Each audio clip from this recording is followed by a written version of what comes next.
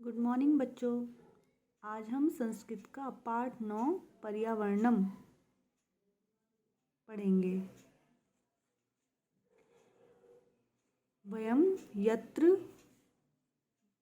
वसामः यज्जलं पीवामः यत् खादामः यस्य पवनस्य उपयोगं कुर्मः यानि वस्त्राणि च धारयामः तत् सर्वे पर्यावरणम कथ्यते। हम सब जहाँ रहते हैं, जो जल पीते हैं, जो खाते हैं, जिसकी वायु का उपयोग करते हैं और जिन वस्त्रों को धारण करते हैं, वह सभी पर्यावरण कहा जाता है। भूमौ सर्वे प्राणिनः पर्यावरणस्य एवं परिणामाः सन्ति। भूमि पर सभी प्राणी पर्यावरण के ही परिणाम हैं। पर्यावरणस्य नैर्मल्यम् अस्माकं स्वस्थजीवनस्य आधारयोति अस्ति। पर्यावरण की स्वच्छता हमारे स्वस्थ जीवन का आधार है। वनानि वृक्षाः गिरयः नद्यः जलाशयाः सागराः पशवः पक्षिणः जन्तवश्च पर्यावरणे संतुलन स्थापयन्ति येन अस्माकं जीवनस्य रक्षा भवति। वन वृक्ष पहाड़ नदियाँ जलाशय समुद्र पशु पक्षी तथा जल जीव पर्यावरण में संतुलन स्थापित करते हैं, जिससे हमारे जीवन की रक्षा होती है। पर्यावरणमेकं विशालं पारिस्थितिकी तंत्रम विद्यते। पर्यावरण में एक विशाल पारिस्थितिकी तंत्र विद्यमान है। यस्मिन् सर्वे जीवाः वसन्ति, जिसमें सभी जीव रहते हैं। अस्य पर्यावरणस्य वनादयः अनेकः घटकाः सन्ति। इस पर्यावरण के अनेक घटक हैं। एतासां संतुलने जीवाः स्वजीवनचक्रं पूरयन्ति। ऐसे संतुलन में जीव अपना जीवन चक्र पूरा करते हैं। असंतुलने च जीवने कठिनमनुभवति, तथा असंतुलन से जीवन में कठिनाई अनुभव करते हैं।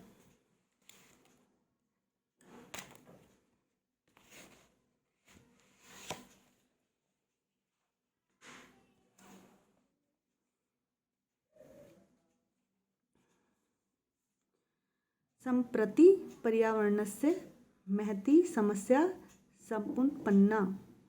अब पर्यावरण की बहुत आवश्यकता उत्पन्न हो गई है।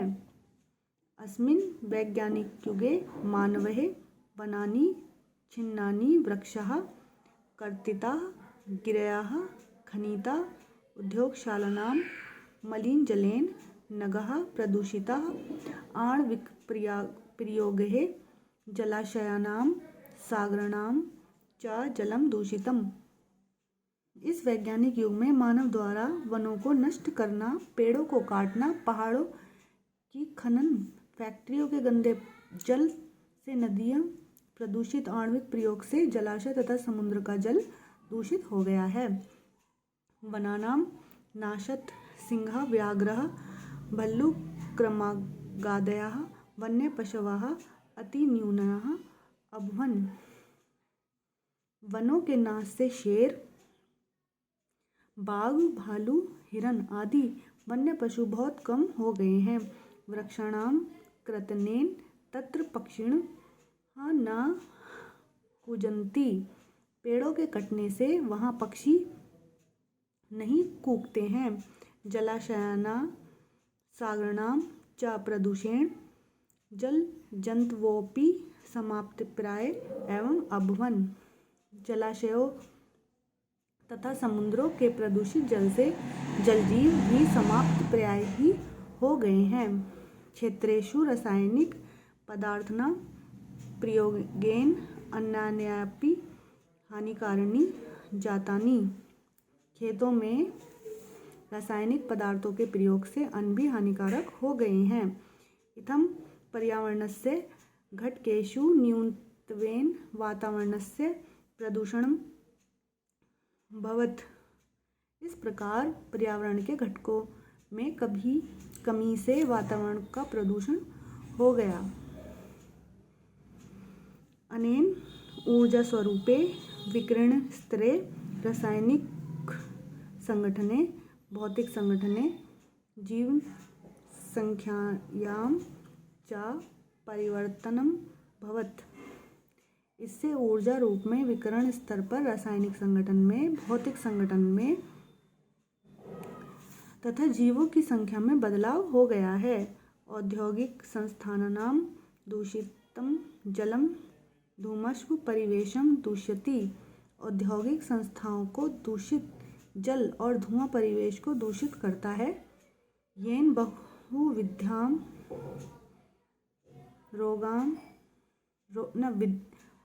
बहुविधां रोगाः जायन्ते, जिससे बहुत से रोग उत्पन्न होते हैं।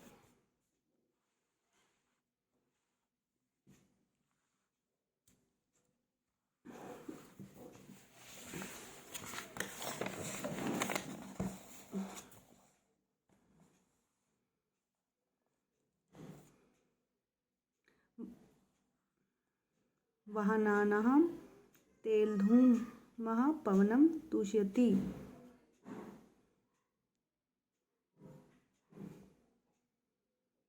येन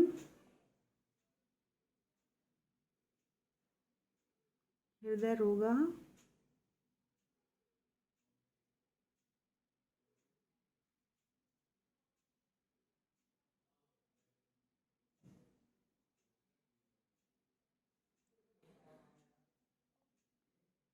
उपपद्यते। अद्यत्वे भारत सर्वकारः पर्यावरणस्य शुद्धतायै प्रयतते। वाहनों के तेल का धुआं वायु को दूषित करता है, जिससे हृदय रोग उत्पन्न होते हैं। आजकल भारत सरकार पर्यावरण की शुद्धता के लिए प्रयास कर रही है।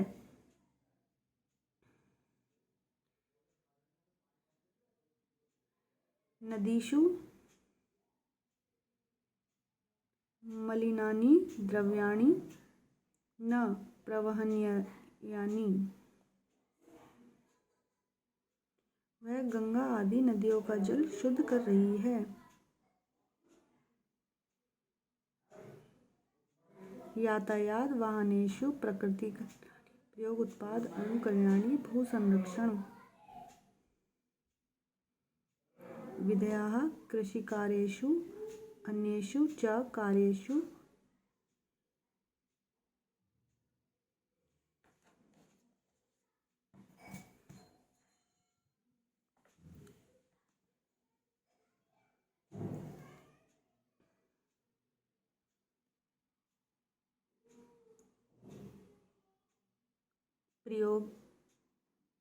प्रयोक्तव्याः। स्मरण रहे, नदियों में गंदे पदार्थ नहीं बहाएं। यातायात वाहनों में प्राकृतिक तेल का प्रयोग कम से कम करना चाहिए। भूमि संरक्षण की विधियां कृषि कार्यों तथा अन्य कार्यों में प्रयोग करना चाहिए। अस्माकं पूर्वजाः धार्मिक दृष्ट्या उद्यानानि आरोपयन्ति स्म। हमारे पूर्वज धार्मिक दृष्टि से बगीचों को लगाते थे। येन अनावृष्टे प्रकोपो नाभवत्। जिससे सूखे का प्रकोप नहीं होता था। शुद्धं पवनम् अपि लभ्यते स्म। शुद्ध वायु भी प्राप्त करते थे। सम्प्रति अस्माभिरपि उद्यानानि आरोपणीयानि। पर्यावरणरक्षणाय वयं सावधानाः भवेम।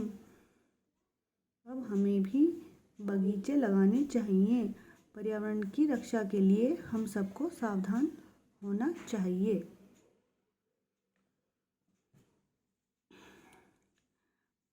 सभी बच्चे इस पाठ को स्वयं पढ़ेंगे और इसके शब्दार्थ याद करेंगे। धन्यवाद।